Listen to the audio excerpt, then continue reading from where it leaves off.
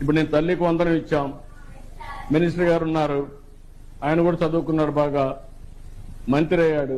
ఇప్పుడు తల్లికి వందనం ఇచ్చాడా? ఎట్లా వచ్చింది? ఆయన ఆలోచనలో నుంచి వచ్చింది.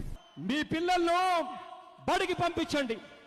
బడికి పంపించినందుకు ఏ బడికి పంపించినా పర్వాలేదు, కేవలం ఆ తల్లులు చేయాల్సింది పిల్లలను బడులకు పంపించడమే.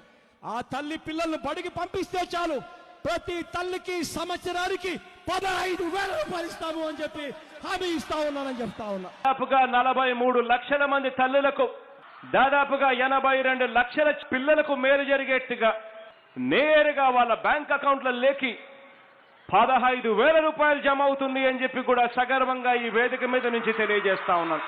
ఎట్లొచ్చింది? ఆయన ఆలోచనలో నుంచి వచ్చింది. మందికి పుట్టిన బిడ్డను మా బిడ్డను ముద్దాడతారండి దరిద్రులు. ఎవడన్నా సిగ్గునోడు చెప్పుకుంటాడంటే ఇది మా పథకం అని.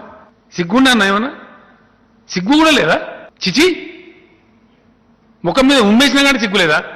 అసెంబ్లీలో చెప్తే మీ బయట చెప్తే అయినా కూడా ఎట్లొచ్చింది? ఆయన ఆలోచనలో నుంచి వచ్చింది. మాయే